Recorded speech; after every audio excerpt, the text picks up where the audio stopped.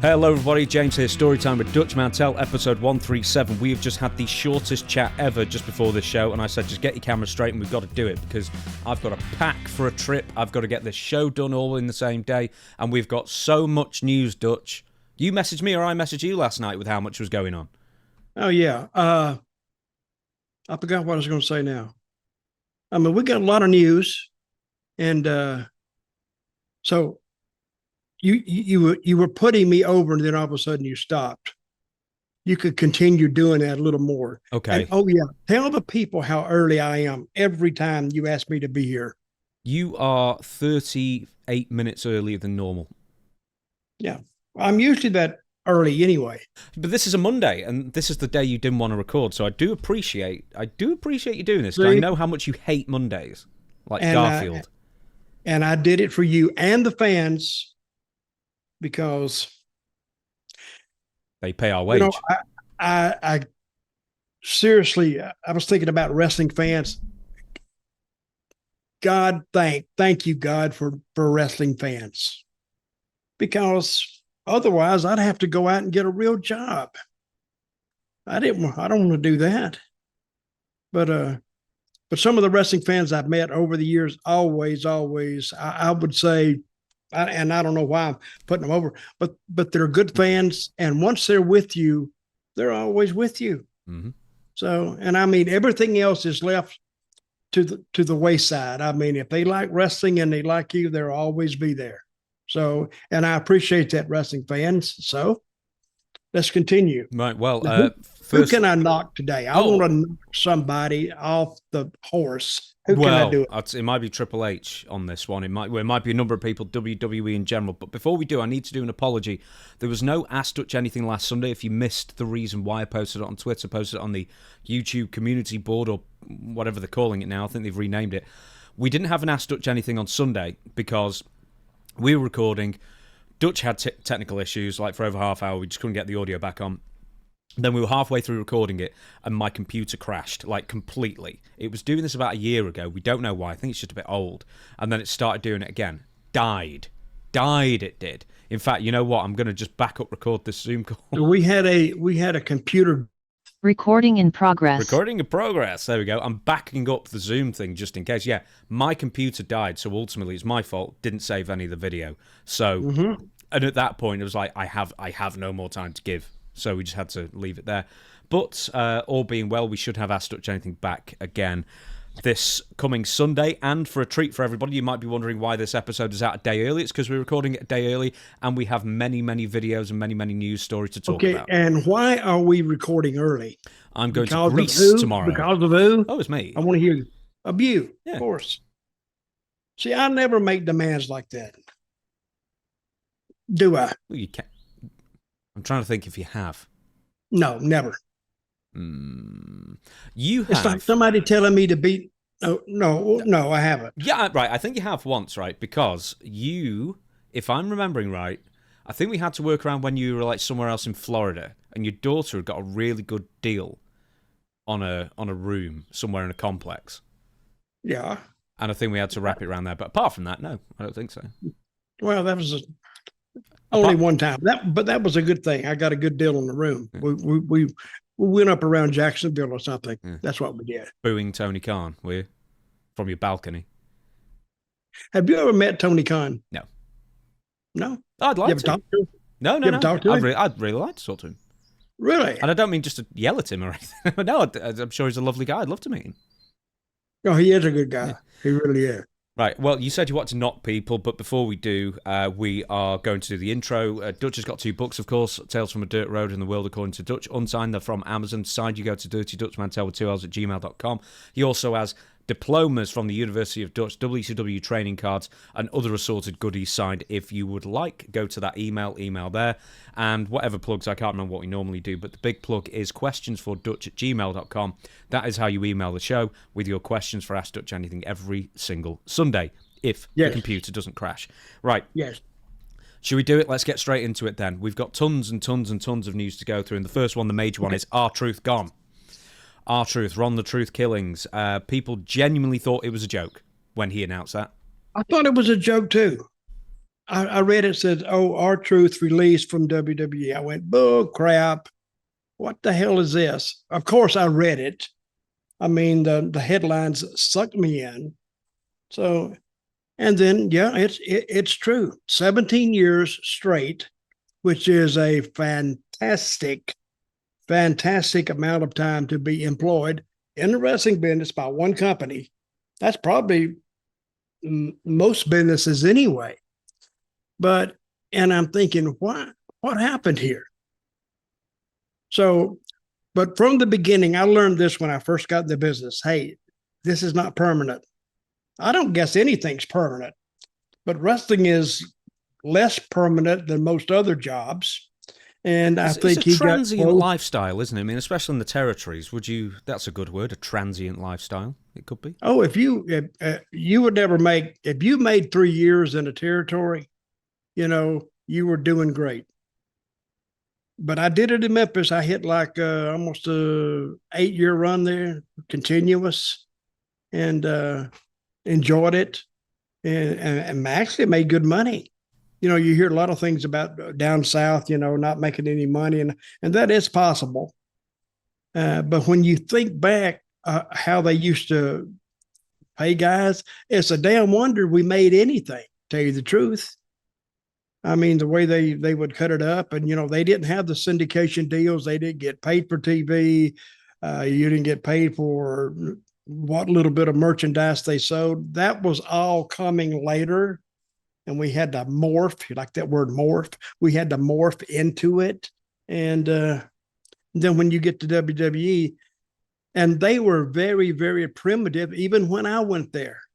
Now everything is merchandise and this and syndication and a lot of different ways to make money that we didn't have back in the older days.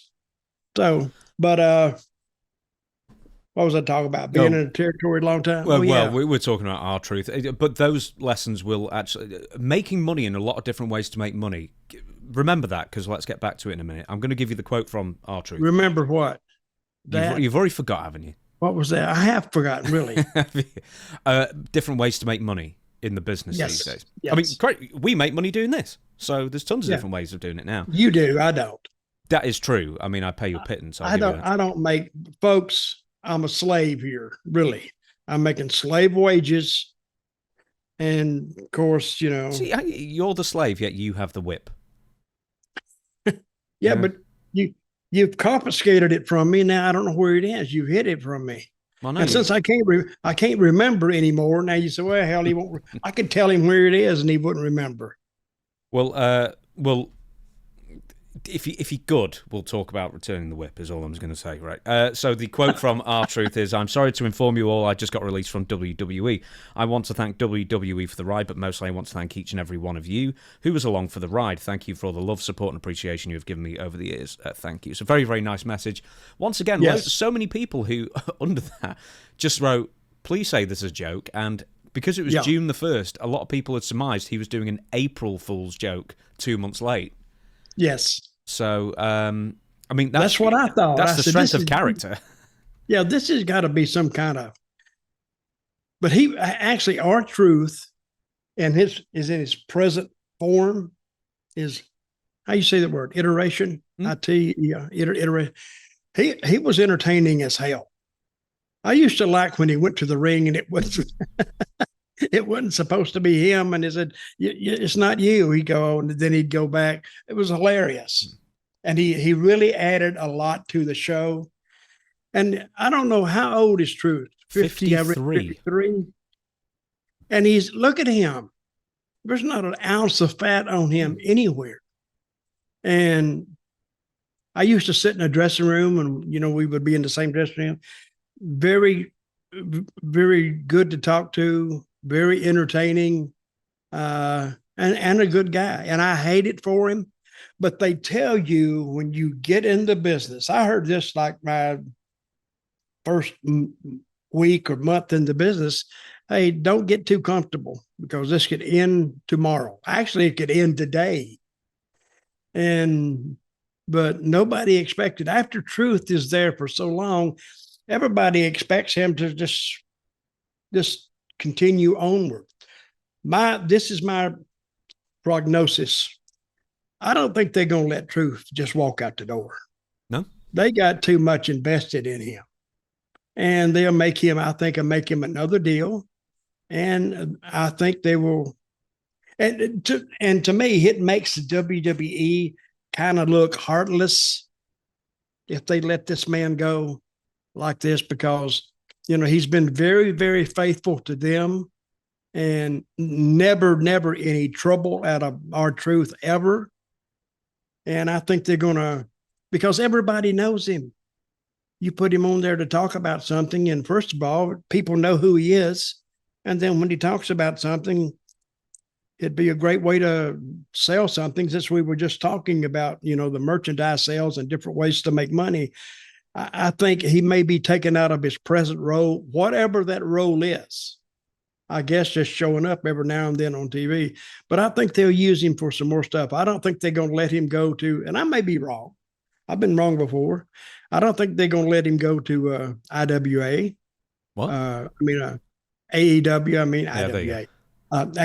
See, I remember they won't let him go to 2003 in Puerto Rico. I am getting better, and I don't think they'll allow him to go to AEW. Yeah, he'd be a huge asset to AEW. Did you know who they've done that with already? It's Braun Strowman. They got rid of him, but because he was on a full-time thing, but he was always quite injured, they basically re-signed him. He's just going to be not a special attraction, but somewhere in between. So basically, he's now on a part-time contract where he'll just be brought in occasionally. Okay, so his contract he was on previously is canceled. Yeah. And then put him on another one. Yeah, basically. It's like a cost-cutting measure, and he's just going to come in occasionally for whatever it is and do other work for them. I could see R-Truth doing the same thing, maybe, because he only wrestles like once a month at the moment. This last year, he's really not been in the ring that much. But the fact is that he doesn't need to wrestle frequently because he's such good entertainment on the shows. He doesn't need to wrestle. But the thing is that so basically he's on a full-time contract, but he's working part-time, I guess, is how they look at it. And they're trying to cut, why, I don't know, the record profits every quarter at this point. Somebody wrote in and said, listen, that old adage or however you say that word of making money. Listen, how much more money can they really make? Their house events are selling out. Their merchandise has never been better. I guess their ratings have been better, but I mean, how much can they make? So it cannot be a financial thing. It just can't be that. I mean, just say that we have nothing for him is better. And how many people you think is on the creative team in WWE? Well, I mean, you always said there were like a couple of dozen, didn't you? Oh, too many. And you look in that room, now this has nothing to do with what we're talking about now. We're expanding our subjects. You look in that room, you would have they're fans, basically. They're fans just once removed. Just what they are. And they could tell you what they enjoy and what they like. They couldn't give you any resemblance of how to get there. You got to get there first, and then you got to, enjoy the walk, and then at the end, don't just end it. Just break off from it, but break off from it. This is what I've always remembered. When you break off from a hot angle, don't leave it. Leave it open to where you could, if you needed to, you come back to it. That's what good bookers do. We're going to talk. So listen, I'm sorry. How long ago was it that we were talking about how great the WWE TV was? 6-8 months? Yeah, it's been a while. It's really, really. Oh! Do you know something I forgot to mention? SmackDown's no longer going to 2 hours. It's going to stay at 3. Why did you tell me that? Depress you? Wait a minute. I'm looking for something so I could, ease on Dutch out Mantell, of here. don't do it. I will. By God, I will. I'll take myself out of it. But, and that's what I was going to talk about a little later. That 3 hours guys, and I know they know this. This is a money issue. I know that. But 3 hours is just too long for average fans. It's too long for me. It's too long for you. It was a horrible show on sit Friday. there And the crowd were terrible. It was just went on and on and on. Could you go to a show and sit there and watch it for 3 hours? And most of it's boring as, and it doesn't even, to me, it doesn't even resemble wrestling because sometimes the story is just removed. You got 2 guys or 4 guys out there, and they're going through all these series of flips and flops and hip tosses and arm drags and drop kicks and over the top and all this kind of stuff. But in the story of things, they're just going through, a physical exercise of what they deem wrestling now. And it's so far removed from what it used to be. And which is a good thing, and by the same token, it could be a bad thing. And I think right now it's a bad thing. It's not. I don't think it's good for the sport. Well, I mean, the 3-hour SmackDowns are particularly sparse at the moment with talent. So, what's the best thing to do? Get rid of one of your most entertaining guys off the roster. Oh yeah, hey, let's really piss him off. Let's get rid of R-Truth. He's the best entertaining thing we got. We'll just send him packing somewhere. Okay, here's something else, right? Okay, yeah, he's 53. He doesn't act like he acts ridiculous, we know that, but like he doesn't move like it, he doesn't look like it. No. And he had so much left in the tank as far as character, he can turn his hand to anything. But here's what really gets me, there's 2 things. One, he just not main event, but co-main evented Saturday night's main event with John Cena. It was all a bit of fun, a fairly short match and everything, but it proved that people were interested, he got a great reaction. Here's the other thing. Ron Cena t-shirts have been along with Karrion Kross's t-shirts, have been about the hottest sellers in WWE. So you're getting rid of one of the biggest merch sellers in the recent weeks, one of the most talked about guys in recent weeks. He had unlimited potential. I thought he was going to retire there. I thought he was an absolute lifer. I thought his job was as safe as anybody's. Oh, I did too. That's why when I first read it, I thought, no, this is a joke. And everybody else did too. But apparently it's not. But I think we're going to continue to see him around. I do. Where do you think he's going to go then? WWE again, or TNA, or AEW, or just conventions, or podcasting? What do you think he's going to do? I'd like to hear him on a podcast. Wouldn't you? Just to see what he's got to say. Just to see what he's got to say. No, I don't think they're going to. Surely they're not that silly that they would let him just walk out the door. I really don't. Do you think they would? I mean, they finish him up on contract. That's one thing. That's an obligation they got to wrap up. Well, do you think they're even going to bring him back to TV, or now they've announced it, are they just going to keep him off TV because he's been, he was dominated by and hurt by John Cena? There's no reason to bring him back storyline wise. So are they just done? He's R-Truth. That's why.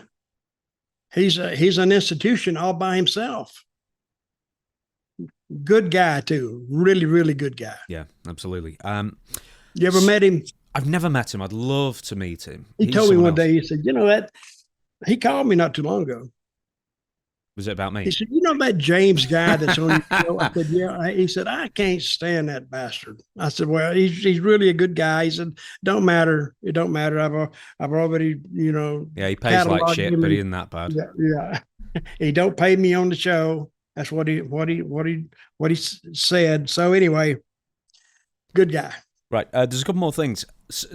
Because we always do it the opposite way. I record with you first usually, and then Stevie the day after. Well, I always bring up what you've said on Stevie's show. This time we're going to do it the opposite way around, because I've recorded with Stevie first. He came up with a conspiracy, and it was an interesting one. Do you know who was... Who came up with a conspiracy? You and Stevie? No, Stevie did. And he said, and it's interesting, do you know who was R-Truth's biggest fan? Vince McMahon. Yep. Do you think that ever plays a part? If you're part of Vince McMahon's crew, you eventually, see your way out the door? Mm-hmm. Oh, he loved R-Truth. So what's the conspiracy, though? Well, Vince is gone, and they're trying to get rid of Vince's guys. Bit too far-fetched for you? I can't buy into that conspiracy. I really can't. Okay. As much as I want to, Stevie, if you're listening, I want to buy into it. I just can't. Sorry. So I'm going to give you a couple of tweets. Road Dogg tweeted and then deleted this tweet. He said, "No, okay, that to me is a little odd." Yeah. Go ahead. He tweeted, then deleted. He said, I am heartbroken. It's the nature of the beast, the part of the business nobody likes, but the bean counters. I love Ron the Truth killings and don't care who knows it. What a run. So apparently the bean counters in WWE were not happy about being called bean counters, and all of a sudden that tweet disappeared. You think so? Yeah. Oh, yeah, I think WWE would have got him to... Someone in WWE would have told him to delete that. Yeah, I was thinking, why would he delete that so quickly? So somebody had to bitch and somebody had to moan, and all of a sudden he rolled over and said, all right, I'll take it down. I figure so. One more from Jonathan Coachman, which I think really makes a good point. I hope WWE start listening because it's no longer just a few people saying this. It can't always be about every dollar you can make. The R-Truth situation, I know there are other factors in play, but if you get rid of a great locker room guy who is universally loved by everyone, sometimes it's worth keeping them. House shows also used to save guys like Truth, but now those don't exist. So if you aren't a TV performer or you're not being used regularly on TV, you better watch out. It's a sad day for wrestling fans who love to laugh. So he's saying, I mean, it's worth keeping R-Truth. You can obviously afford him, that he's great for locker room morale, and that's worth its weight in gold. Yes. But I heard their morale was pretty good anyway. It should be good. Now, I don't know how he was when the company wasn't doing so well. But everything the coach said, completely true. But they're having too many people complain about letting this guy go. Kevin Owens, The Miz. I don't know what to think of it, to tell you the truth. I don't know if they're just sick of his face or something. He's just been there for too long, and like the Dolph Ziggler thing, they're just like, we've been here, 15, 20 years almost. We just need to make room. But the thing is, it's like getting rid of R-Truth doesn't make room. Nobody was in his position. No. So that's kind of where I think people are most baffled. Someone else was... Now, we say released. Their contract was not renewed. That goes for R-Truth. That goes for our next subject as well, Carlito. So a couple of hours after R-Truth made the announcement WWE not renewing his contract, Carlito announced that his WWE contract was also not going to be renewed, and he would officially be a free agent very, very soon. So the quote is, my contract is up in 2 weeks. It will not be renewed. And on top of that, WWE demanding I pay back the money they paid me for apparently stealing money from them. I've had lawyers look into it, and after reviewing my footage on Netflix for the past few months, they suggested that I pay them back the money. All jokes aside, gracias WWE and especially the WWE Universe, Los Quiero Mucho, P.S. I'll reappear again in another 13 years. Dios me los bandeja, which is go with God. So, Carlito also not being renewed. Yep. What do you think? Well, they didn't do that. They didn't do anything with him anyway. And he got 2 years out of him at good money. Well, let me ask you this. Are they even running the house show loops anymore? They're not doing it. Barely. They might do. So those guys are sitting back and making a minimum, I heard, $350 a year, and most of the time just going to TV. Carlito was barely doing that because he was. I mean, he did do some house shows as well because there was more in 2023 when he was re-signed. But he wrestled on average over 2 years on television or broadcast, whatever it was, once a month. He was just a guy in a group, and he was entertaining. But they didn't explore anything they could do with him, quite frankly. Well, what a job if you can get it.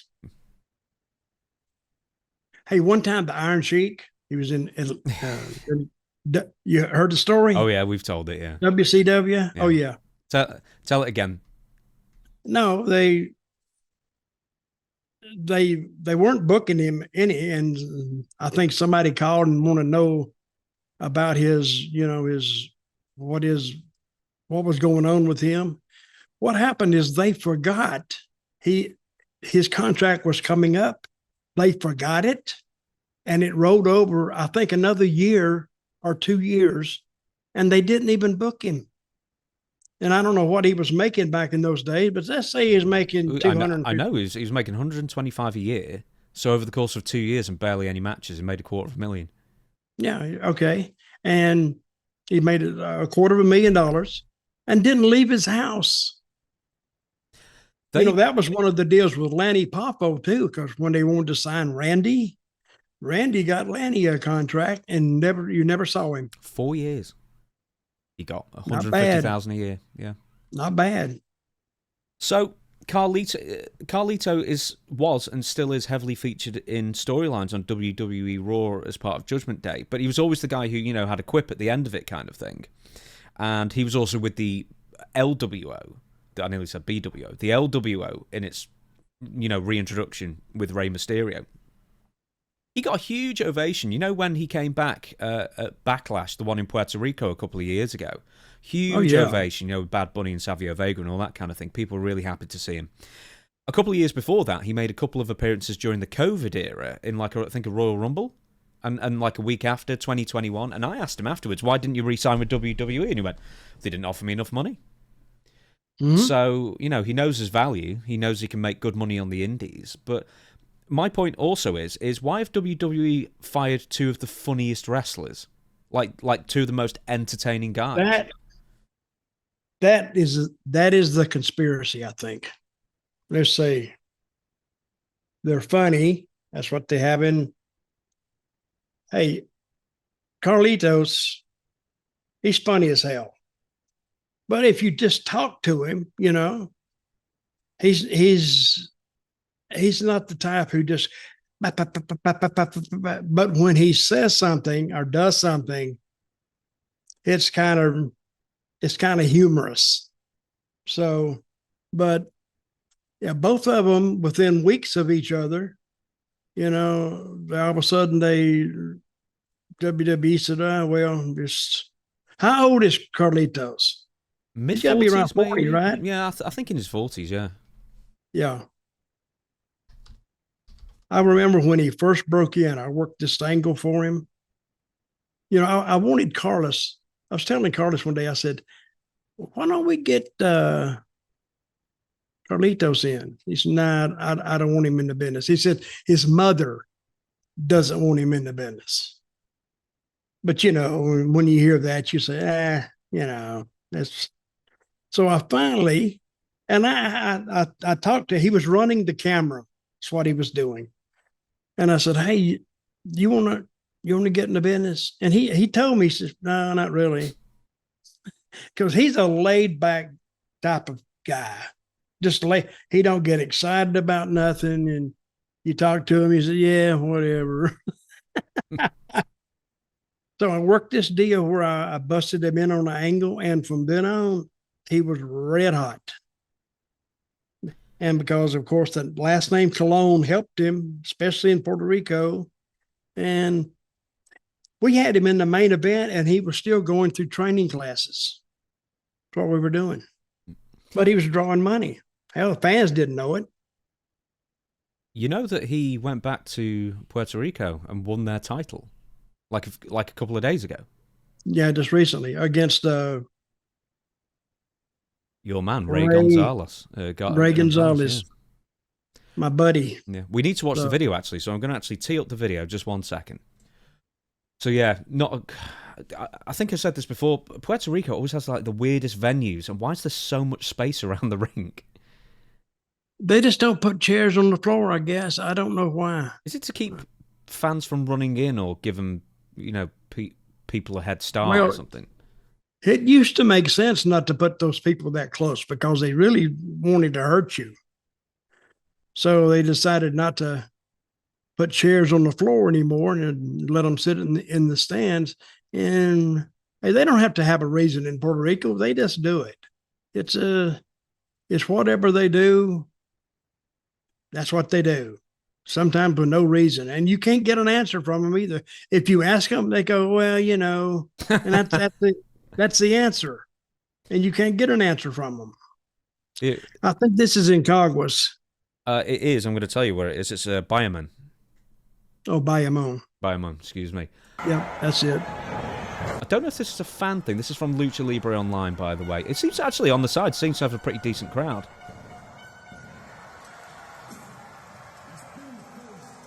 Yeah, that's pretty good. Yeah, it's actually good. It's just a really we got about 2,000 there. 2,000, 2,500. There you go. See, if I was booking it, it would be packed out. And the thing is, you're right. That's the thing. But yeah, now Carlito is the main champion in WWC. Is the WWC Puerto Rican title holder. So there you go.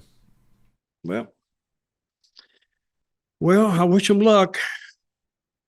Because when they get something warm down there, the people do come.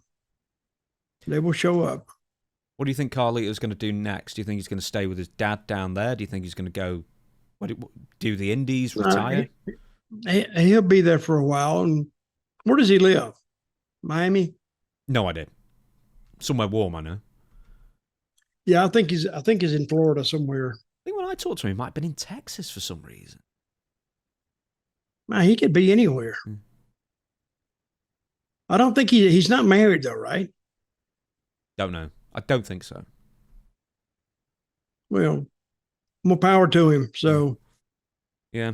So you think he's going to stay in the business then after this? He'll stay in the business like he did before. He'll just take this here and over there, and because he saved the first dollar he ever made. He's tighter than hell, so he doesn't spend money. And yeah, he's got money and he's enjoying it. Good for more him. Power to him. Okay, but we have time for Mr. Alberto, right? Oh, we certainly do. Right, so Alberto El Patron. Do you remember last week there was the story that WWE Raw was promoting Worlds Collide, their pay-per-view with AAA that they're going to co-promote. They own most of the company, or the majority of the company. And everywhere but Mexico, they said that Vikingo, the main event, Vikingo, or El Hijo del Vikingo, versus Chad Gable, was going to be for the AAA Mega title. Yep. They didn't mention this in Mexico because Alberto El Patron, formerly Alberto Del Rio, is the AAA Mega Champion, but just so happened to have a title bout with Vikingo that coming weekend. Well, yes, that weekend happened, and wouldn't you believe it, Vikingo won. Son of a gun. I would say son of a bitch, but I didn't, just out of respect. Oh, yeah. Okay. Now let's get to the part you want to talk about. Tell me. What was he doing? He was doing a TV appearance? He was. And, yeah. He was doing a TV appearance on a chat show with Vikingo's dad. Actually, very well done. Because there is that. See, Alberto is just so unpredictable. There is a semblance of truth in what he did. He just went off. And he wrecked the scene and beat Vikingo as Vikingo Senior. Who he beat up? Yeah. Vikingo's dad. Yeah, and they was pulling him off, and he was hit. Look, totally out of control. Looked very good for TV, and I bet you the TV people there, they didn't like it. But when they see all the publicity they get off that, they're gonna say, yeah, this wasn't too bad. But it is vintage Alberto Del Rio, because he's an unpredictable type guy. And I think this helped his career better than anything. Are we going to see that? Yeah, why don't we watch it together? Just one sec. Found it. Oh, yep. Found it pretty easily. Here we go. You already burst laughing, and it was only 1 second in. Look like he tripped over the rug.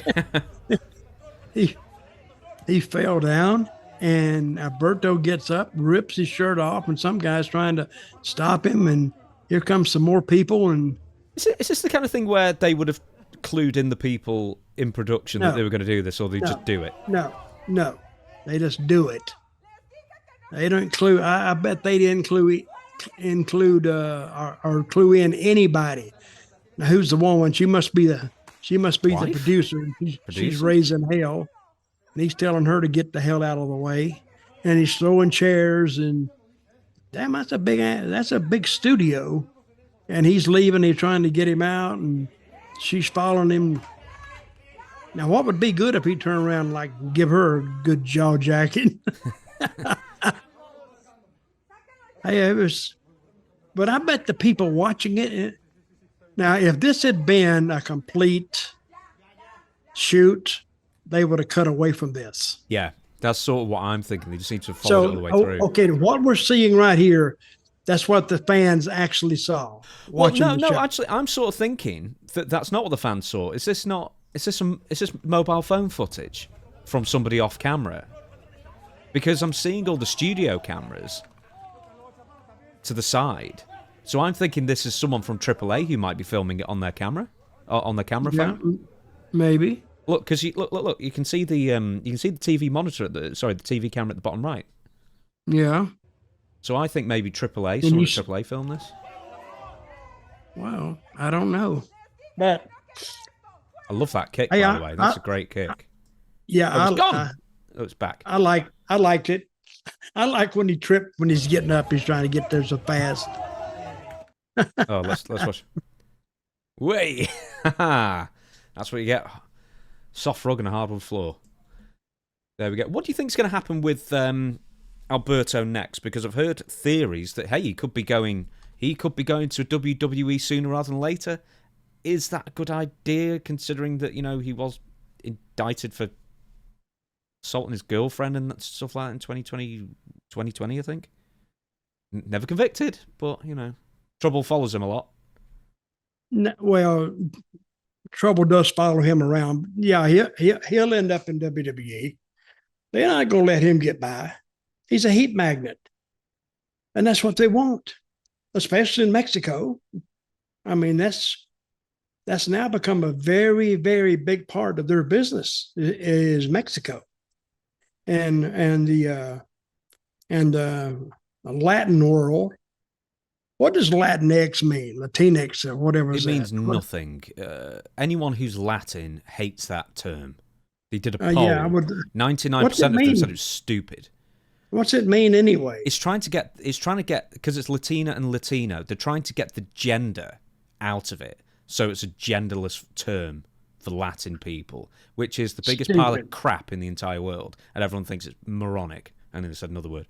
Right, let's focus on this though. Before I get what did you call it? Moronic, but let's not get on my soapbox just yet over this. Right, here's the other thing. Right, so WWE also said, how to wind me up, Dutch. The actual plan was, WWE said, "Oh, we're not going to interfere with AAA booking business." Within weeks of this happening, WWE has apparently, made Vikingo champion because they want him to represent AAA internationally, I guess, which it will be more international now, and Alberto El Patron not. But here's the thing, is that I hadn't realised that Alberto El Patron had already been in a feud with Vikingo and had already beaten him, and that Alberto was going eventually into a feud with Latin Lover, who's nearly 60. And that was going to be the eventual match between those two. So then WWE just scrapped all those plans and straight into Vikingo again. So they've definitely gone back on the word as far as interfering in other promotions' business, which they own 51% of. I don't get it. I kind of followed you there a little bit, but whatever they do, I think WWE, that's going to be a big, big, big success for them. I sort of think it might be as well, but we're going to move on to something else that WWE probably don't want to hear about. It's John Laurtinaitis. If you thought he was a slimy bastard beforehand. Oh, yeah, let's get to the dirt. This is what I want to do, yes. Right then. In a court filing of for some reason, I forgot to make all the ink black, and for some reason the printer's not printing anything in colour. But anyway, in a court filing submitted Wednesday to the U.S. District of Court of Connecticut, Janelle Grant has voluntarily dismissed the case with prejudice as it relates to Laurtinaitis, John Laurtinaitis. With prejudice means they can file no more suits against him, right? Absolutely. They cannot refile any civil suit against him. Now, this has no potential criminal case bearing on it. They're completely separate things, but anyway. So, here's what it reads. Plaintiff Janelle Grant hereby stipulates with defendant John Laurtinaitis that the above entitled action is voluntarily dismissed with prejudice against defendant John Laurtinaitis. For the sake of clarity, plaintiff is not dismissing any claims against any defendant other than Mr. Laurtinaitis. Each party shall bear its own costs. The filing now, states, what's that mean? Each party shall bear its own costs. They're paying for their own lawyers. Okay. They're paying for their own legal representation.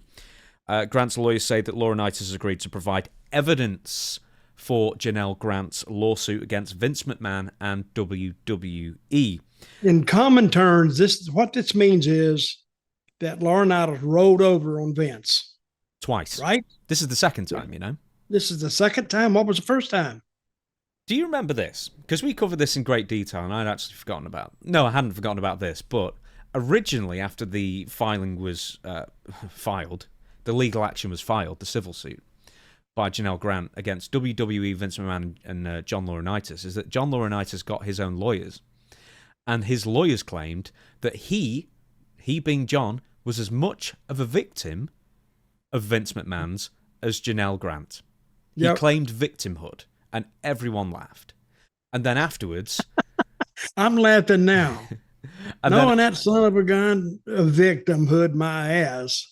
And then afterwards, after a while after that clearly didn't work, John Laurtinaitis then said, or through his legal counsel said, actually, none of this happened. Right.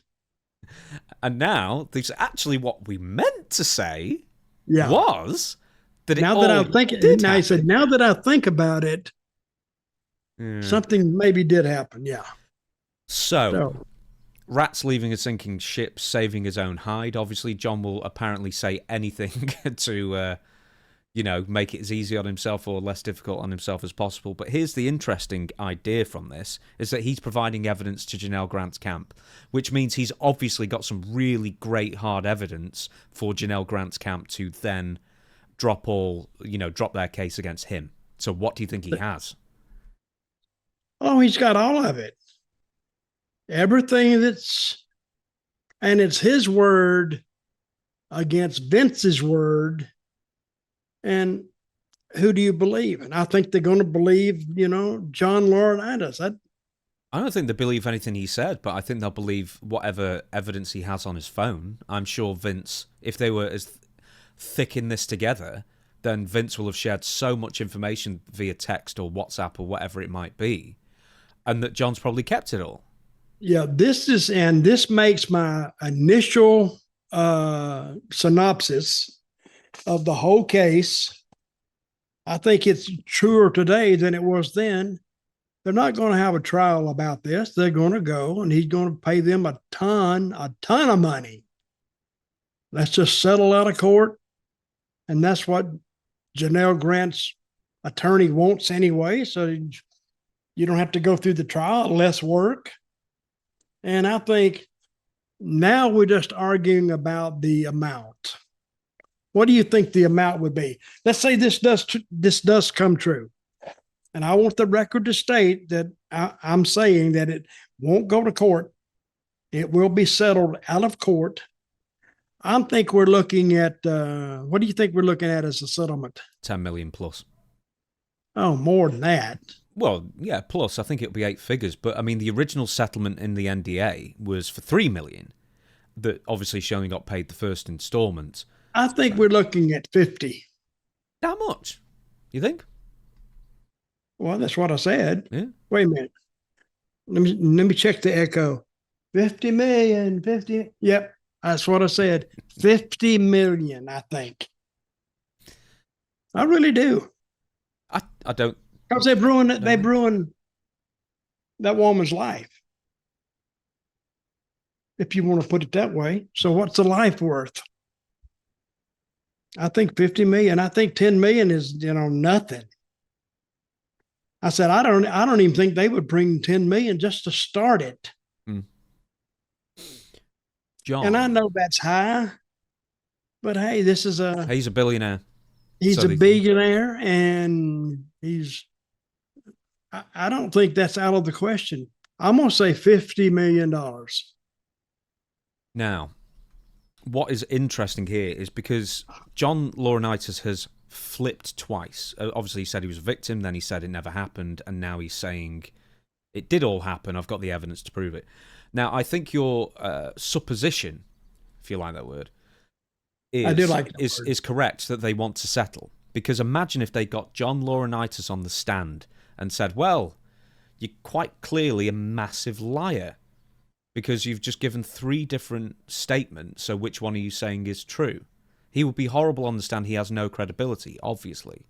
So I think now Vince McMahon's camp and WWE's camp and Janelle Grant's camp, none of them want to go to trial at this point because John Laurtinaitis, for all the evidence he's provided, would be a terrible witness against Vince and WWE. Mm-hmm. And your point is? I'm just making a point. And agreeing with you. Okay, I've got one more thing. I don't think it's going to go to trial. Nah, I don't think so. And they're going to settle this, and Laurtinaitis can be a liar. But how many liars have they had on the stand before that went state's evidence against, the defendant? I think I think they just rather settled it beforehand, and like $50 million. What's that going to do to Vince? Nothing. Is his lifestyle going to change? Is he going to turn his car in for another one? No, he'll pay it and go on. Well, there's going to be a reason that he'll probably want to pay it sooner rather than later. We'll get to that in a short while. But did you realize, and this had completely not passed me by, I had forgotten it, was one of the NDAs that Vince McMahon had signed was not for him. It was for John. It was for John Laurtinaitis. Paid woman, WWE office employee, $1.5 million. Okay. One of the NDAs that Vince signed? Well, John signed it, but Vince paid it. What was that one? So John Laurtinaitis had been having an affair, or whatever it was, a relationship with a WWE office employee, and when she broke off the relationship, John demoted her. And then shortly after John demoted her, Vince demoted John, because he was, this was around 2012, just before you joined the company, he was Vice President of Talent Relations, and he ended up having to sign an NDA, and Vince McMahon stumped up $1.5 million. It's like, how many people would Vince pay that much money over to keep quiet? Yeah. So they were really close, apparently. Or this woman had something on Vince as well, like so many others. I'm waiting for the rest of those girls who signed the NDA, and they better hurry up, because how old is Vince? 78? 78, yep. About that. Yeah, he's not going to live forever, so you better get, if you got any claims against Vince McMahon, just looking at the lifespan issue, I think you better be getting those complaints in and get them filed before he's no longer here with us anymore. One more thing to add. Okay, let me ask you this, and I'm asking for all the fans, not just me. Mm-hmm. So is he still married to that to the mother of the 2 twins? I'm so glad you mentioned that, because that's exactly where I'm going to go with it. Shane Douglas, this will all tie together, I promise you. Shane Douglas, when I was discussing with him weekly the wrestling news, he said John Laurinaitis was always the same. He was always a horn dog. He was always going after the women constantly. And that relates to his wife at the time, the Bella Twins' mother, Kathy Kalacy, or Kalachi, however you want to pronounce it. So in 2020, when all this was going on with Janelle Grant and whatever else was happening in John Laurinaitis' private life, Kathy, his wife at the time, was going through serious health problems. She was suffering symptoms akin to a stroke at the beginning of 2020, which she initially believed to be Bell's palsy, but was eventually discovered to be caused by a mass growing on her brain. Turned out it wasn't brain cancer, which they thought it was brain cancer or a tumour or whatever. but it was an accumulation of blood vessels to the brain, so it almost sounds like a blood clot, or causing that. So she was going through or an aneurysm. Yeah, she was going through horrendous health problems, all the while John Laurtinaitis was cheating on her on the road with Janelle Grant. So I think the point I'm just going to make it, what a scumbag. What a piece of shit. Oh, really? Oh, he's a scumbag. Does anybody like John Laurtinaitis? Never heard one person say anything Everybody that I've ever met, I'm not saying whether you liked him or not. Let's put it like they couldn't stand him. John Laurinaitis is just the way he got there. He's a backstabbing bastard. And that's the way he's always been his whole life. If you look at him, he's not that great in the ring. He's not that great on interviews, but he is great at dirt, scraping dirt up and kissing up to the promoter or the owner. That's what he's great at.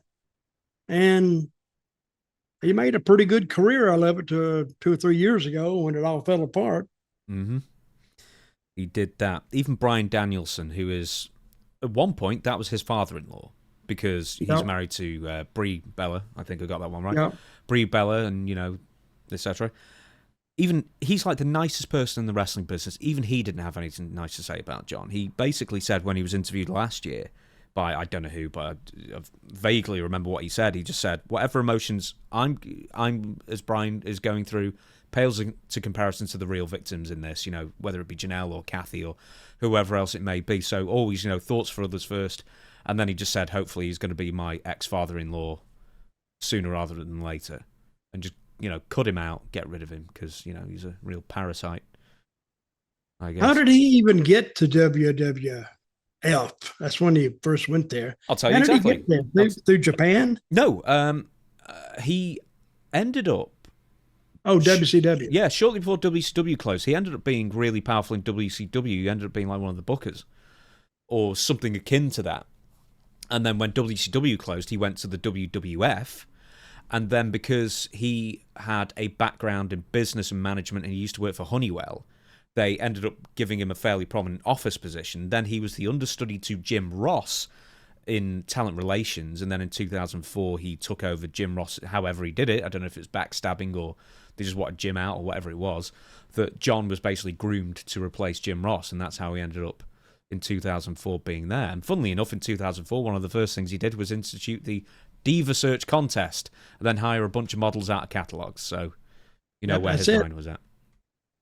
So that's how he got the divas, right? He'd look in the magazines and find them? Literally that, yeah. He would flip through catalogs that he just happened to have, Victoria's Secret or whatever, and go, I like the look of that one, find a number for me, and then offer them jobs. Apparently that happened more than once. Kelly was one.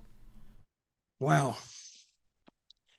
Well, usually I try to find something really about everybody, and I never really, what we call in the wrestling business, knock somebody. But I have found no redeeming qualities with John Laurinaitis, ever. And he'll be really, really friendly to your face and turn right around and stick the knife right in your heart. Boom. And he's done that a lot of times to guys. And he just keeps going till he hit this brick wall. And whatever happens to him, he worked very hard to get the result of it. That's what he did. Yeah, Judge Russell, who is presiding over this case, has not decided whether the case is going forward yet or whether it's going to go to arbitration, as Vince McMahon and WWE would like, and that the NDA stipulates. But the terms of the I keep trying to say NWA. The NDA, the non-disclosure agreement, would be null and void if it is found that criminal activity, the NDA is covering for criminal activity, in which case it's null and void, and therefore the case can go to civil court. Right. We're going to move on. Wait a minute. Now you threw something in there I don't understand. What? They would have to think that some criminal activity occurred for the NDA to be enforced. No. The opposite. If in the NDA that Janelle Grant signed, it says any complaints regarding the non-disclosure agreement or payments or whatever has to be settled by arbitration. It cannot go to court. But if the NDA is instituted because it is covering up for a serious crime, then the NDA is not enforceable, and therefore you can be taken to court. That is where the lawsuit is currently, whether it's going to go to court or whether it's going to go to arbitration. Well, what would be the purpose of even taking it to court? So you can get more money. So if they can't decide on the money, then it will go to court? No, not necessarily. It can just go to arbitration. It can, if the judge rules that the NDA is enforceable despite the claims made by Janelle Grant's camp, then it has to go to arbitration. And therefore, Janelle Grant will probably just get a $3 million in total and then whatever else. But if they don't want to do, they don't want to do that. No, exactly. They want to get as much as they can. Exactly. So Janelle Grant's team will want it to go to civil court. Right. We're going to move on. Vince McMahon. Once again, you definitely made the observation that Vince McMahon just wants to pay this and get it out of the way, which you're probably right. The reason I'm suggesting why that is the case is because he has officially launched and named 3 limited liability companies that are registered in Connecticut September 20th, 2024. So, this is from Inside the Ropes. Following the disclosure of further details regarding his participation in the Janelle Grant sexual assault and trafficking case last year, McMahon completely resigned from WWE and TKO, and all references to his presence within the company was subsequently removed. Now, almost a year after... It's almost been 2 years, I think. Now, after his absence, new reports have emerged about the former CEO's future. Vince McMahon's plans to launch a sports and entertainment and media investment firm have now seen a significant upgrade.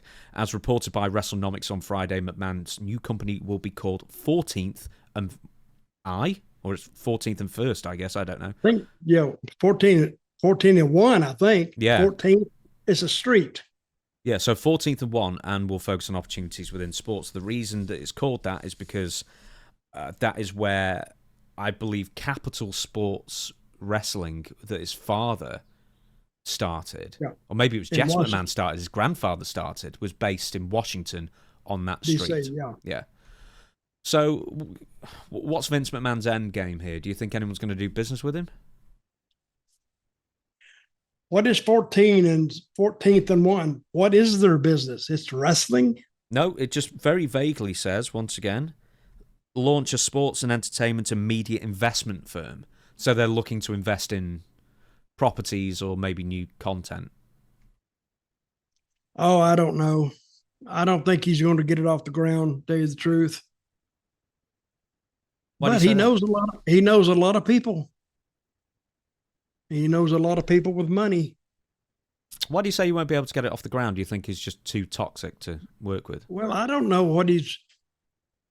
See, just the name of it, 14th and 1, whatever, it's just a name, I know. But it doesn't tell you what... It doesn't tell you what their business is. Well...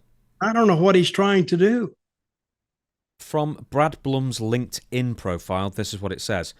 14th and 1 is a private investment firm focused on sports, media, and entertainment sectors. We are a disciplined, flexible, long-term capital and strategic partner, primarily targeting buyouts and majority deals, as well as selective growth-orientated minority investments. We seek to partner with and empower exceptional management teams, providing deep expertise, capability, and relationships to help drive significant long-term value. So basically, they just want to invest. That says absolutely nothing. Yeah. It can mean anything you want it to mean. That's if you come out there with that legal jargon, and that would, even newspaper reporters, they said, "Oh, what the hell is this?" Because it says nothing. So I don't know what he's trying to do. I don't think it'll work. I don't think he has the energy that he used to. And I just don't, I don't put a lot of faith in this, whatever he's trying to do. You may be right there. Well, let's get to something you can really sink your teeth into. Ric Flair. Woo! Rick, what's he do? What's he doing? Tweeting too much, would you believe? Oh, it's too much. What do you do? Two things. One on one day. I had it in my mind that they were both on the same day, but he's deleted both of these tweets now. We'll just have to work.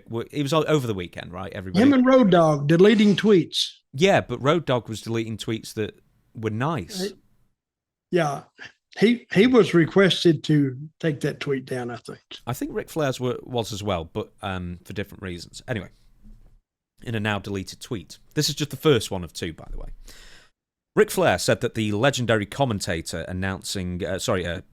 legendary commentator Jim Ross announcing his cancer update was seeking attention. And here's the quote. Jim Ross will always be Jim Ross, seeking attention. Focus on your recovery. And then he tags Jim Ross in it. Why would he say that? Because he's a dick. No kidding. What difference does it make to Ric Flair? The man's sick. And he was just telling people what's going on with him. Seeking attention. Is that the car? What is it? Who's calling this? Pot calling the kettle black. Yeah, that's what I'm saying. I don't know. He needs to shut up. He really does. Well, this all goes to something else, of course. Because we know Ric Flair is of the thinnest skin humanly possible. You cannot possibly criticize him. Doesn't he have cancer too? Doesn't he?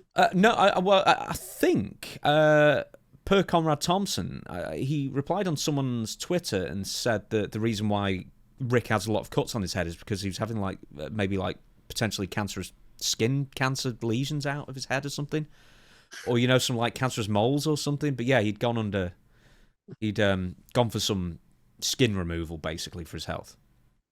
Okay. So, Ric Flair, the day after, would delete this tweet. And then he would say he was just trying to pass this off as a joke. But the thing was, is that I don't know where the punchline or the setup or anything was. No. Let me ask you, what do you think Ric Flair's IQ actually is? I don't know. Make a guess. Are you saying below average? No, I'm saying I think he's a little below average. I really do. He's not the smartest student in the classroom. Well, the self-awareness is is not off the charts. It's not started from the chart. He has no self-awareness at all. It's never made the chart. I would say what is the average IQ? They say 100. I don't think it's that high. I would say between 80 and 90. And that's what I think Ric Flair's. I don't know. I'm just guessing, but you won't sit down and have any kind of physics discussion with Ric Flair. I'll tell you that right now. Not unless you're discussing Space Mountain, maybe. But here's the thing. Jim Ross, a few days earlier, once again, when I say Ric Flair has the thinnest skin in wrestling, he can't let anything go. Even if something really happened, or even if it's someone saying something nice about him or expressing concern. But anyway, Jim Ross said this on an interview podcast, something a few days ago.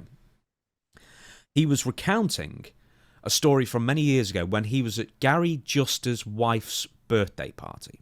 Yep. So you remember Gary Juster from WCW? Oh, yeah, very TNA, well. Yeah. Very well. So what did he do, by the way? Production in general, what did he do? Oh, he did just a little bit of everything. He like if you went to the town, he's the box office, and he was the head guy running the event. Is what I'm saying. If you had a problem, you go to Gary, and if he couldn't fix it, he knew who exactly who to go to. Yeah, he was a good guy too. Yeah. So, but anyway, Ric Flair went to a party at his house. Went to a party. It was a birthday party for Gary Juster's wife. Okay. Mostly populated with people who were not involved in wrestling whatsoever. Uh-huh. So this is what Jim Ross said. So Gary Juster's friends. Yeah, or his wife's friends. Whatever. They weren't wrestling people, basically. So Ric Flair. So they come from the arena after the event. This is Gary and Ric Flair and whoever else.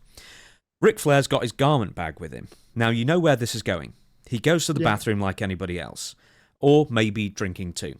He goes to the he throws down the drink. He comes back out. He's got a Thrasher towel. He's got his knee-high socks, his alligator shoes, and a boner. No underwear. And no pants. Nothing. Yep. He is strutting around, flashing with his robe, of course. Here his wife had never encountered, but frankly, nobody had encountered anything quite like this. Once again, they didn't even barely know who Ric Flair was. Yeah.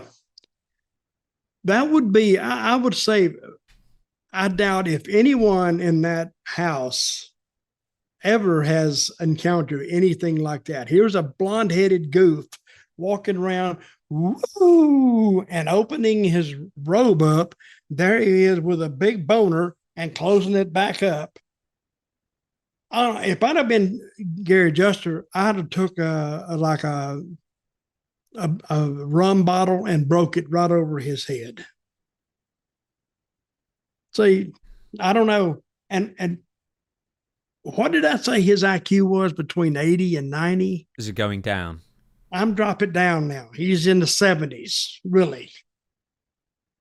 And that's really unforgivable, to tell you the truth. And I doubt if Gary Juster ever forgave him anyway, because it's embarrassing. But say you brought a guy like Ric Flair to your house and he did that to people who don't even know who he is. I wonder how long he stayed at the party. Probably. Wouldn't it be time for him to go? Huh? Probably the last one there. He probably didn't get the social cues to leave. Oh my God! Right. So who told this story? This is Jim Gary? Ross. No. This is Jim Ross. Jim Ross told the story. This came out a few days earlier, and then all of a sudden, Ric Flair is calling a cancer-riddled legend of wrestling, Jim Ross, an attention seeker. Who, all I can tell that Jim has done is announced that he had colon cancer. He was going into surgery. He was going into surgery. The surgery was a success. That's all I think Jim Ross has said. But he's seeking attention. Yes. Oh. Hey, I think the story here kind of, that and the on the airplane flight, the attendant, I think those are the two top Flair stories that I've heard in the last year or two. I'm glad you mentioned the flight attendant, because he also posted either on the same day or the day before, whatever it was, this weekend, just gone. He posted an image, right? So it was a JPEG of a certificate or a contract, right? A joke contract called the Woo Compromise. Ironic, once again, I said this on the other one, since Flair has been in so many compromising positions. He signed, so anyway, it's the Woo Compromise of consent. And here's what it said. By signing this compromise, both parties involved agreed to ride Space Mountain and engage in sexual relations on this night. This contract adheres to guidelines of informed consent, and both people in the relationship must be present and not in an intoxicated state before signing. No party should be pressured or persuaded into something they did not want to do, and they reserve the right to terminate the contract if need be. This contract has the signed and sealed approval of the Nature Boy Ric Flair, who has taken many women for a ride on Space Mountain and has the utmost respect for women. But also keep in mind that he has been levelled with publicly by several people, not least of all on Dark Side of the Ring with that flight attendant for an incident back in 2002, to not be asking for consent before trying to attempt to do things. Okay, let's go back to that document he had. Allegedly, he had women sign that, or is it just... It's just a joke. I think it's a joke. But I bet he did have some signatures on that thing. You know, they went ahead with the joke. Oh my God, he's nuts. He is literally, you know, the old joke about Rick was on Space Mountain. It's the shortest ride there in the theme park, and when you get off, everybody's sick. That was a joke about that. He didn't like that too much. So, Well, it was the oldest ride, but it Yeah. did have the longest line, as he would say. Flair did respond, if you can't take a joke from a 76-year-old man, then you are living life too seriously. It was all harmless, light-hearted fun, just trying to make people laugh and smile. Here's the thing, though, is that, like, fine, you know, a message of consent is an absolutely fine thing to broadcast or whatever, even if in a light-hearted way. But, you know, with, you know, public allegations made against Rick that he's never... I mean, I'm sure... I don't know if he's ever even tried to deny it in public. But it's like, he's not the guy to be making this message. no. It's like Jimmy Snooker trying to, you know, look after your girlfriends. You know. You know, not trying to change the subject, but didn't Vince McMahon go down that very night that this happened to Snuka? That's been a rumor for decades that, yeah. But is any truth to it or no? We don't know. That has been a rumor that's been going around for decades, that he paid off the police.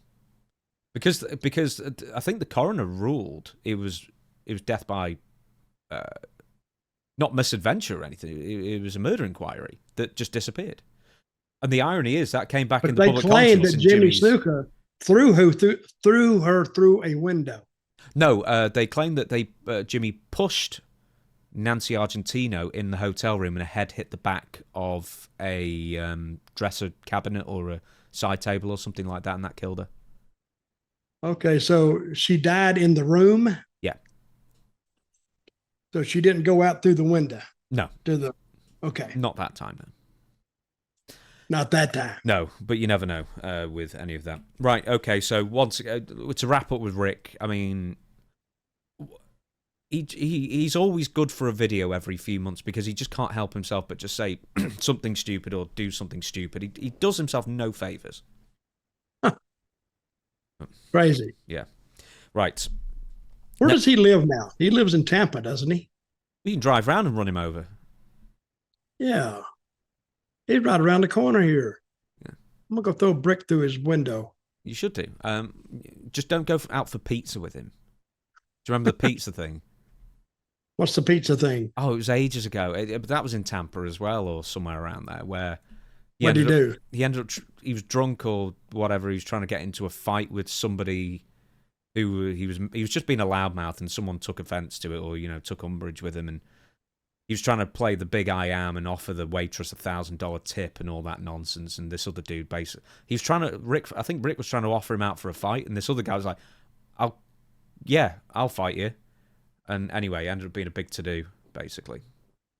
Has Flair ever fought anybody? Write in if anybody knows if Ric Flair's ever been in a fight. I would love to know of an instance. But I don't think he has. Not one that's been made public. Anyway, you love Ric Flair. Oh, yeah. Next question. It's not a question. Next subject. MVP buries Triple H. So during an interview with betideas.com, AEW star MVP was asked about his past criticism toward WWE Chief Content Officer Paul Triple H Levesque. Here's what MVP had to say. Let's just say this. Bobby Lashley was a two-time WWE champion, and after he took over, Bobby Lashley was reduced to the mid-card. Bobby Lashley is a bankable, marketable guy, and a two-time WWE champion just got reduced to the mid-card, whatever. What I said, specifically in response to the person on my Instagram page, was that you see it. What's my opinion of how he chooses to book certain talents? This is Triple H. Some people all the time say that, oh, MVP's just griping, MVP's just crying. Okay, well, just watch the program. Who are the people in the top spots under his leadership? Who were given the opportunities? And I'm not talking about NXT, I'm talking about the main show. I have my opinions based on my personal experiences. I think basically he was suggesting that Triple H was racist or didn't want black people on top for whatever reason. Oh, here we go. Same story. Okay, go ahead. Well, basically, MVP saying, well, look where Bobby Lashley was. He was in the mid-card and then Triple H got rid of him. But Bobby Lashley's in AEW now and he's in the mid-card. I don't get it. I do not get it. I mean, how does that help you? No, see, they beat this racism thing into the ground. And when something does come across that could back that up, you know, they've already worn it out. You hear it and you hear it and you hear it. But that was one of the things I heard about MVP a long time ago, was that he was, like they militant say, with opinions like that, would you say? Yeah, I mean, I don't want to be around the guy. I don't want to be around somebody if that's all they can talk. I don't want to hear it, and I don't think many other people want to hear it too. Yeah. Say this guy here, he's going to act a certain way, and somebody telling you the story about the guys acting a certain way. Well, you've heard it before, unless it affects you. And Bobby Lashley, I don't think he's been discriminated against because of his race. I don't think. I have no idea. So, but anyway, that's so he can talk, and he is what he is. So I don't put a lot of credence into what he says and don't give a shit. Yeah, I do like the irony. It's like, well, Bobby Lashley's, in the main event title picture in AEW. No, he isn't, actually. He's a tag team champion. So he is actually in mid-card still. Upper mid-card, but, he was in WWE. So there you go. Right, next one. And this is actually going to be a visual one. AEW Dynamite last week. I think it was last week. Kyle Fletcher versus Adam Cole, Powerbomb, Botch. This was a really egregious one. And anyway, AEW, we're going to watch it together. So, did you watch it? Yeah, I did watch it. I did. Okay, well, forget about watching it. I'm sure everyone will. Let's watch it again. Okay, then. 1 second. Show the people here. This is a bad. I'm gonna promo it for you. It's a bad bump, and on his head. Right. Watch this. Okay, so Kyle Fletcher, scary moment here from so Triple H's thoughts say on Twitter. So here we go. This is from Dynamite. Yep. Here, look. Ooh.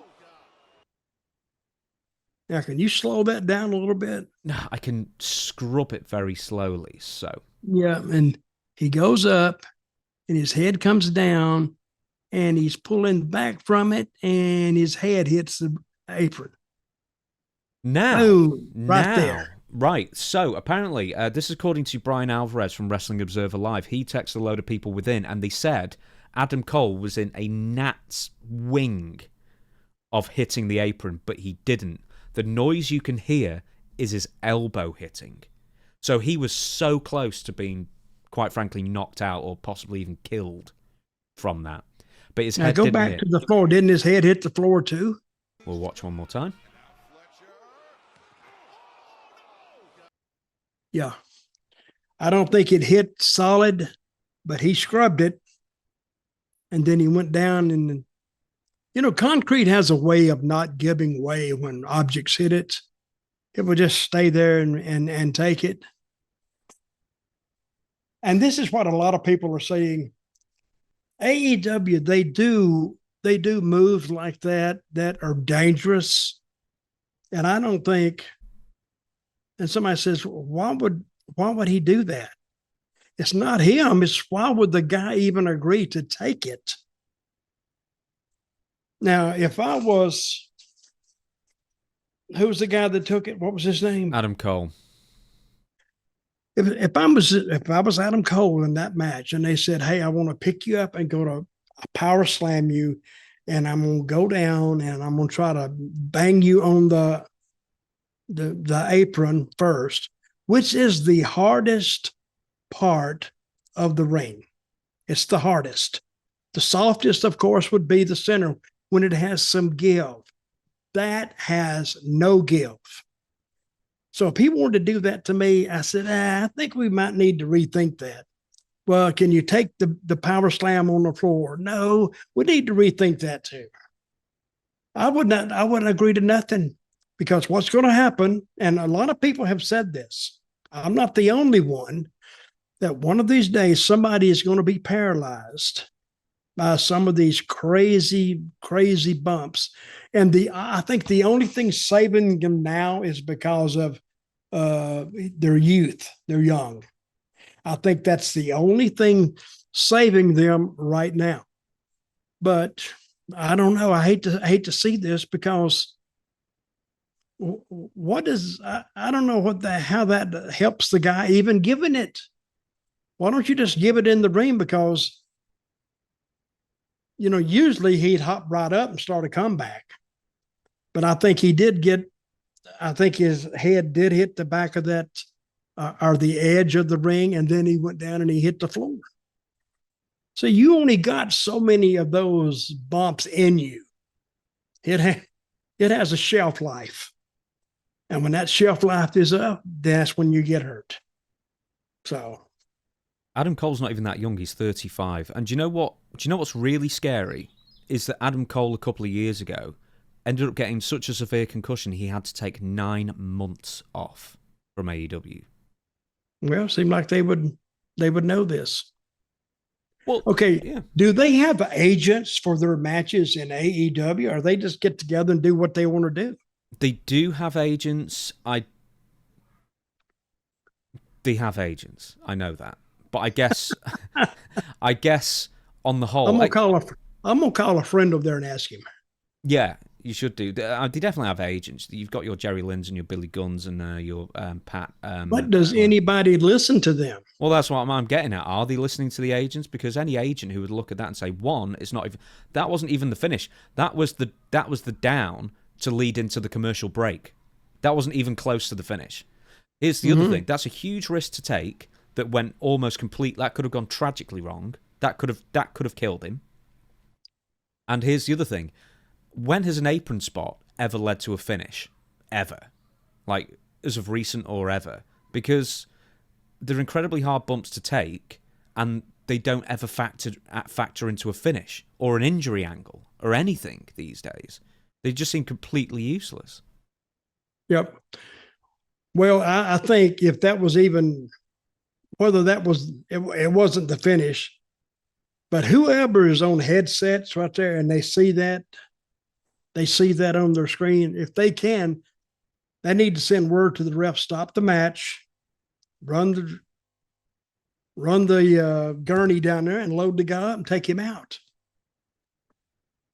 Now but only Tony can make that call. He's the only one, but he should have done that. Now you got a banned move. If you have a banned move, now you can use that move later on. And you can't use that edge of the ring for any more stuff. And I've been noticing they've been using it for more and more and more spots. But it's very limited. You only got about this much room there to land on. And when they have somebody get paralyzed and Tony Khan has a big lawsuit, they may ban that anything to do on the apron. So, and I know it's guys, they don't mean to hurt anybody. It's just that the chance of somebody getting seriously injured exists it's a higher probability they're going to get hurt there than anywhere else. Remember, I said the same thing about the big high ladder spots and coming off those. I don't know what they're doing, but they're trying to do something that's going to be remembered. You know how long it's remembered? About 4 seconds. 20 seconds, yeah. And then all of a sudden, they're off to something else. Isn't wrestling dangerous enough? If you're going to do something, really dangerous, can it not at least be on a big pay-per-view or at least lead to the finish? If you just have to. But you're dealing with guys here who are not that experienced, and they want to come out there and they want to do something that's going to stand out, which I don't blame them. But if they stand out to where the guy gets hurt, the people are not going to remember it. But the guy who gets hurt is going to remember it a long time. If he breaks his neck and he can't move anymore and he's paralyzed from the chest down, yeah, he's going to remember that. Moving on, Hangman Page and Will Ospreay ended up in an argument apparently before, not an argument, but a battle of wills, I guess, before Double or Nothing, the AEW pay-per-view from the weekend before last. So, both Adam Page and Will Ospreay were advocating for the other person to win their main event bout at AEW Double or Nothing this weekend, so before last, as I say, to the point that it was actually becoming a real bone of contention because, Will wanted Adam to win, Adam wanted Will to win. And then the story goes that Tony Khan was non-committal about who was going to win until nearer match time. And then when, to the surprise of many, Adam Page was actually the one who won the match, and he will be going on to wrestle Jon Moxley for the AEW World title. Have you ever... It happens more in AEW, it happens more in the 2020s. People are far more giving in that kind of, like your Bryan Danielsons and such. But when you were in wrestling, did you ever witness an argument between two wrestlers where each of them were trying to get the other person to win? Like purely altruistically? No. But it is a testament to both guys, to tell you the truth. They both thought that the other guy winning gives them another match, I guess. And they're looking for business instead of individual achievement, which is actually a good thing to have. Because if, say, I'm wrestling you and you said, I think you should go over this. No, you need to go over it. And each guy that's, chosen, the other guy has reasons for it. So, but I would rather have that than neither one of them wanting to do it. Because now you have a real problem. But now, if you said, you go over, no, you go over, and you go, that's something that, you can work with, and it shows guys are not jealous of each other. And I think it's a good trait on both guys. Now, the reason I bring this up is because Eddie Kingston was really upset that this news had actually got out, because he would be, I guess. In a recent Instagram story, Eddie Kingston expressed his anger about the news by cursing out the person who leaked it, stating the people knew the identity of those who shared it. Here's the quote: "People know who leaked it, you effing jerk off," Eddie Kingston said on his Instagram story. Are the locker room moles or the locker room leaksters or the stooges or whatever, are they usually quite well known, or, you've got a good idea of who is calling up your Meltzers or whoever else it may be? What's the question? Is it when you're in a wrestling promotion, whether it be TNA or wherever else, or WWE in later years, is it obvious to you who is leaking information to the dirt sheets? What I would think in that situation, I think it would be almost common knowledge, really, because the different factors would lead into that. But so why was Kingston so mad? I think he just doesn't like people talking to the dirt sheets, which is fair enough. I mean, probably need more people like that. Well, I don't know. It's always been prevalent. It's always been there. I think it always will be there. So the only thing they can keep from leaking that out is, first of all, you gotta first clear the first two guys that are in the match. Who says they're not doing it? See what I mean? Mm-hmm.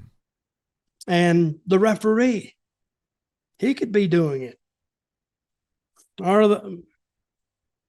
And you just got to think that who would be cued in over who's going to go over.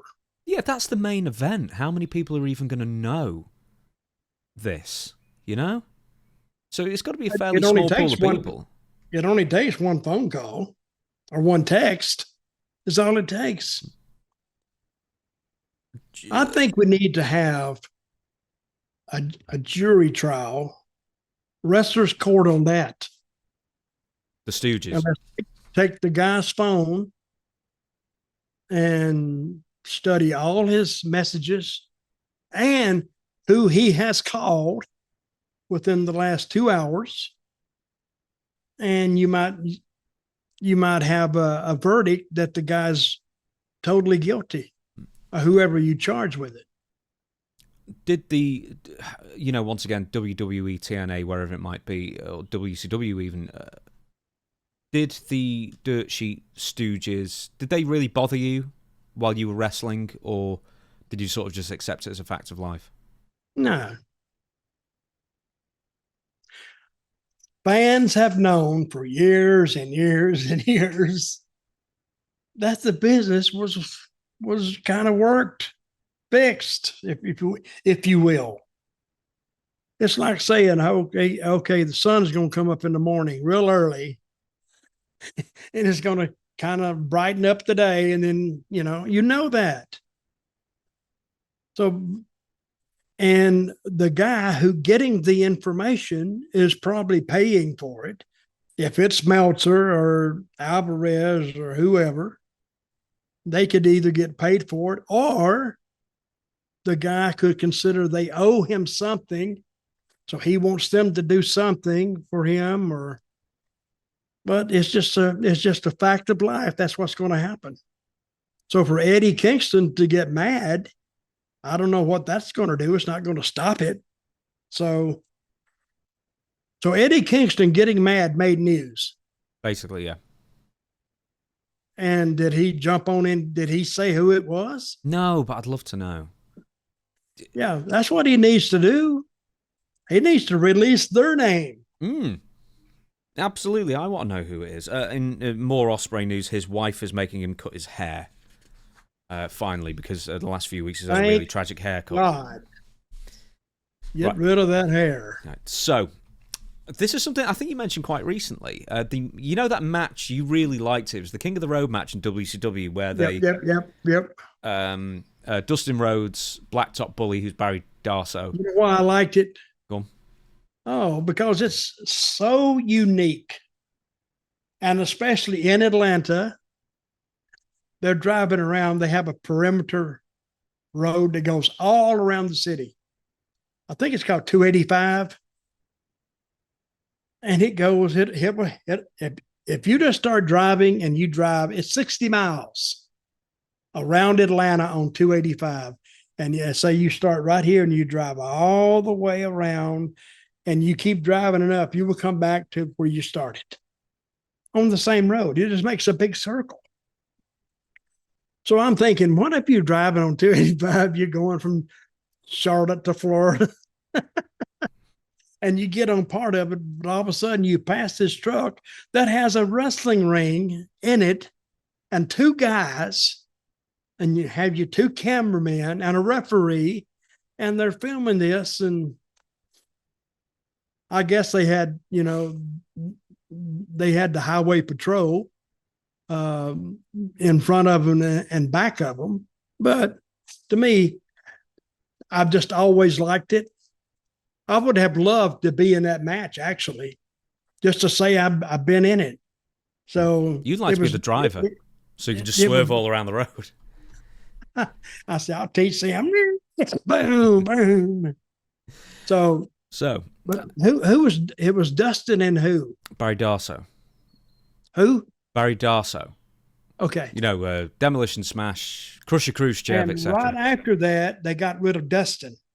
Both of them they got rid of. And he said because of blood.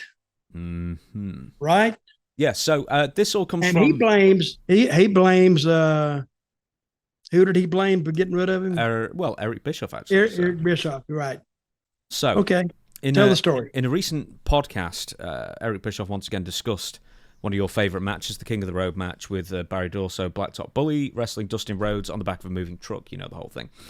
They were both fired after the fact for allegedly bleeding without permission. Now, that is very, very key to that.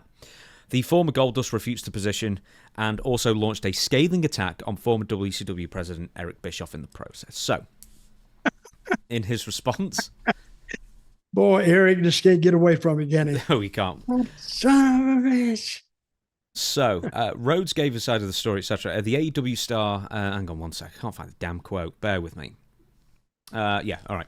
For those in the IWC, the Internet Wrestling Community, that say I've never had any charisma, you're absolutely wrong. Who was saying that, by the way? Who said that about Dustin? Hey, I think he was oozing charisma. Oodles of charisma. No kidding. Who says that? I don't know. Idiots. Complete idiots, apparently, have said that. Yeah. I don't know who has ever said that. Okay. You can never do what I do, ever. I bust my ass my whole career. Real fans know. And on another note, Eric Bischoff was speaking on my firing from WCW about bleeding. Number one, and this will be talked about in my book at length, I reached out beforehand to Craig Leathers and was told we could. I would never disobey what my boss says. So Craig Leathers, was he director? No, yeah, he was with the production truck. Yeah. And he was I can't really remember him, but I heard his name all the time. And number two, why did Hulk Hogan bleed on that same pay-per-view, but it was okay? Need to get your facts straight. I lost my job and they did not. You know why? Because Hulk Hogan and his boys had just arrived and they needed to clear out a few contracts. It was wrong, but you know what I didn't do? Sue. Because I knew I was going to be just fine because I bust my ass each and every time I'm out there and have had an extraordinary career. For the record, I don't have any problem with Eric, but this shouldn't have been talked about on air. I'm Dustin effing Rhodes, a charismatic, hard-working legend. Man, this stuff pisses me off. Truer words have never been spoken. Yeah, Dustin busted his ass, and I heard the same story. And to Dustin's defense, he never just went around and cussed him out and every chance he got and how he got screwed. He just continued on with his career and his life, and he did the best he could. Now, if that is true, that is a crappy thing to happen. So, but who knows what happened? But I will buy Dustin's. I think I will buy his defense, his description before I will buy. I say Bischoff's, and he probably did have people coming in and they needed to make room. Well, I mean, that was always one of the big... I don't know when you were there in 1991, but a lot of people in the mid-90s would just say, or the late 90s especially, is that you would never know who was in charge. Because you could ask permission from one person, and then four other people would give you four different finishes or whatever it might be. I mean, was that the same in 1990? Yes. You never knew who was running the place. It was, what's that old word, rudderless? You know, you'd see somebody would give you a paper or a rundown or whatever, but you don't even know where it came from. You don't know who dictated it. You don't know who said, we're going to do this. And that's why we use pencils in wrestling. Because you were scrubbing things out so much and putting other things in. I mean, not the guys in the back, but the producers and the agents, you know, they were all, that's why they had pencils, so they can scratch that stuff out. But nobody knew who was in charge. I didn't even know who the booker was, to tell you the truth. You had a committee, and there are advantages to a committee, because if a guy doesn't like something, you say, well, that's what they, being plural, that's what they said, but they didn't tell you who.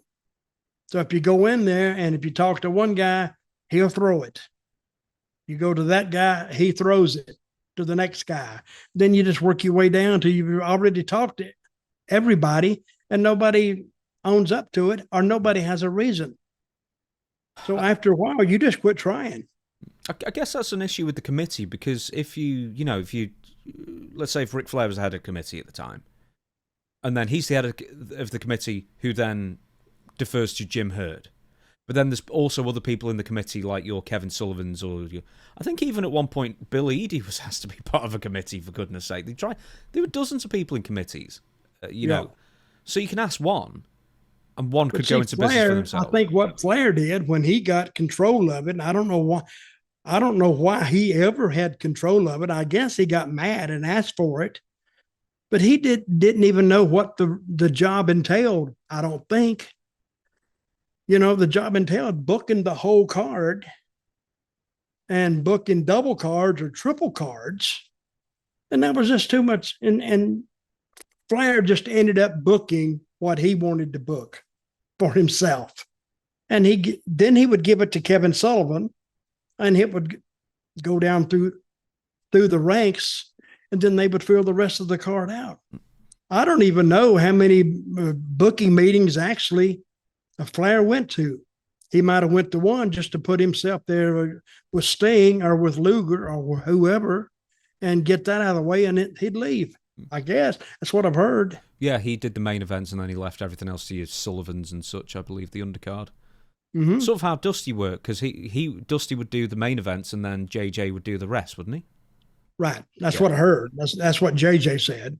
But the attention to detail is what makes your card. You got to go all the way down. See, in Puerto Rico, I didn't have that much to book anyway. I'd book the whole card. And I made it very simple for myself. No screw jobs in the first 3 matches because, I may want to be using that for a main event. So I made the people happy down low and then got their interest later on in the last 3 matches. Some wise words.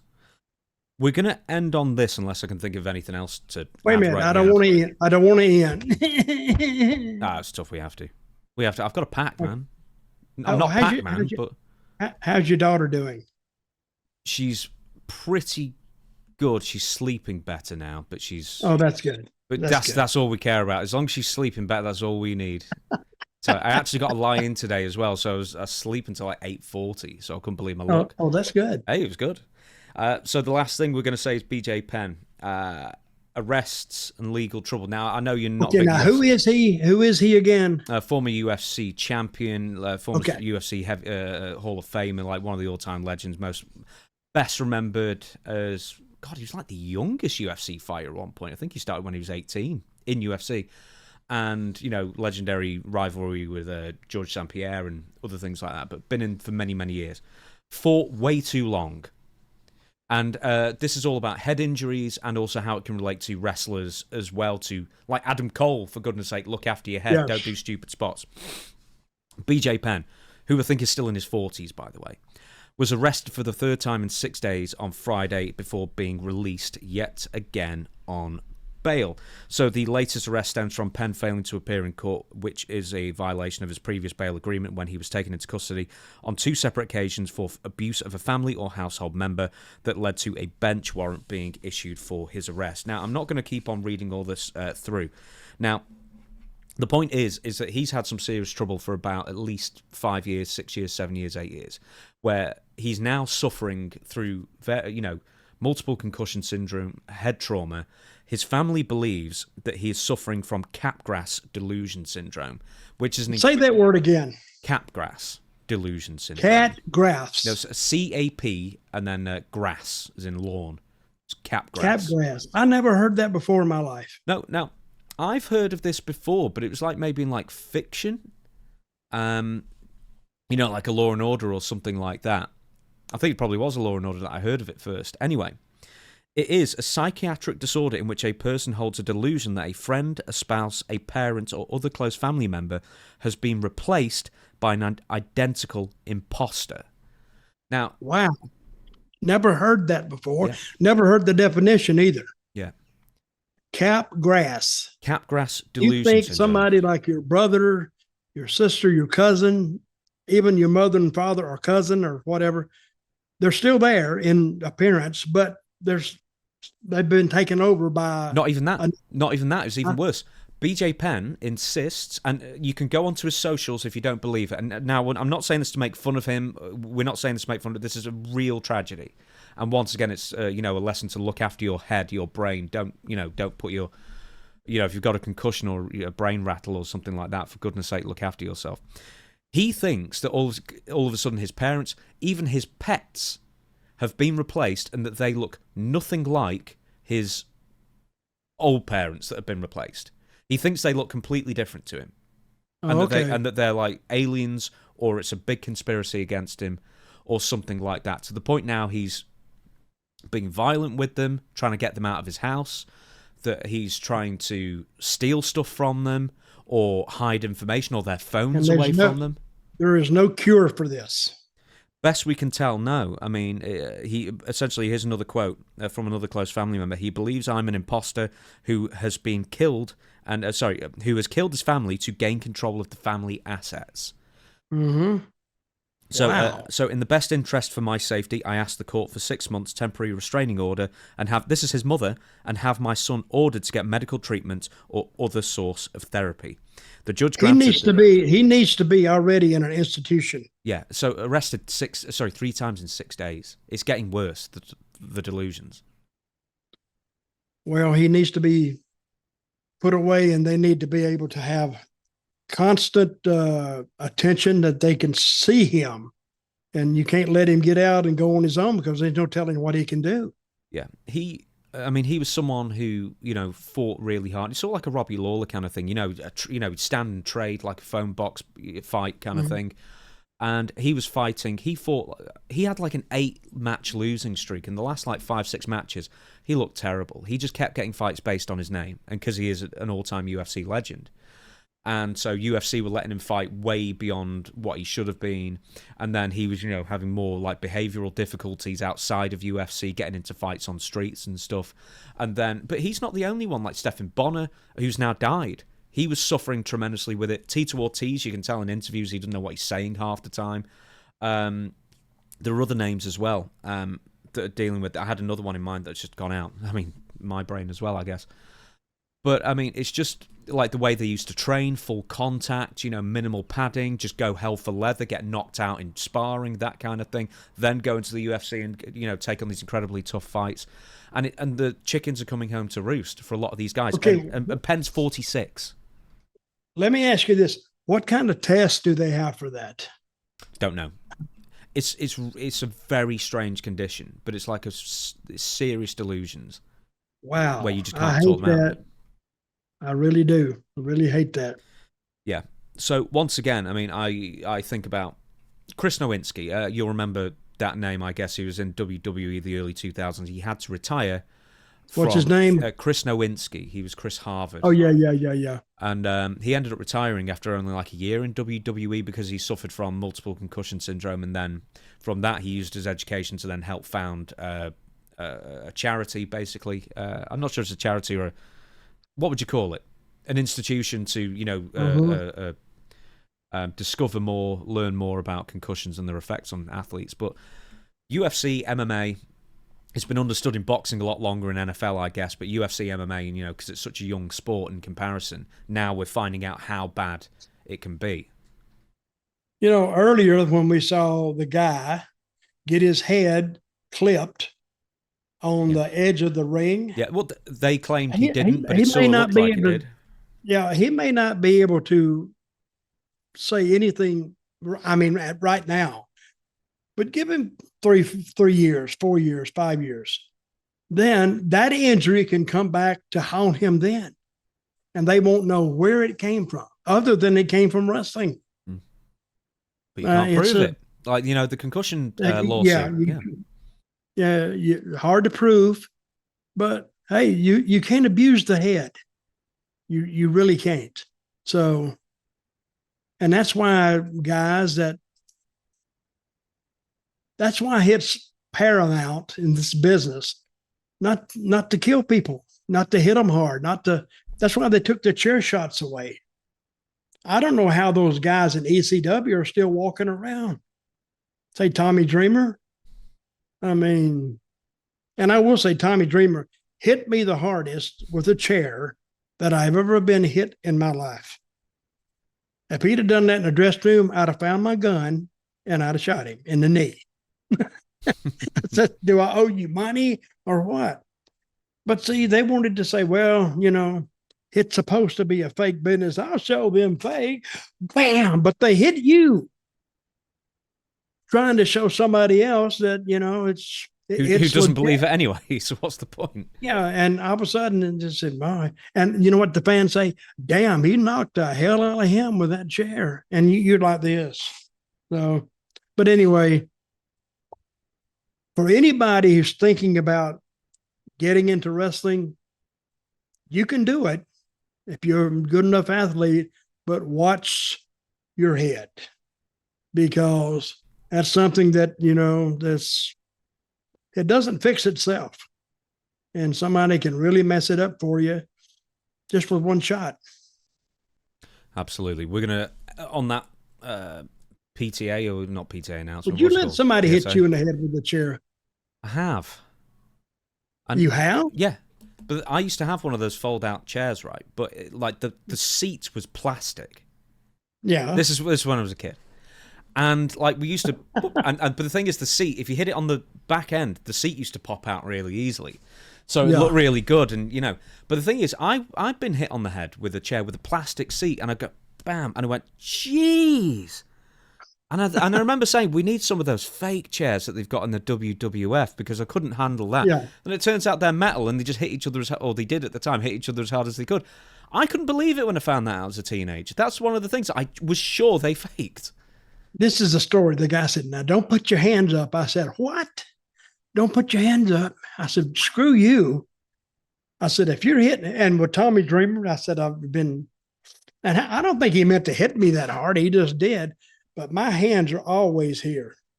I got scars in my hands from the chairs cutting them, but it didn't hit my head.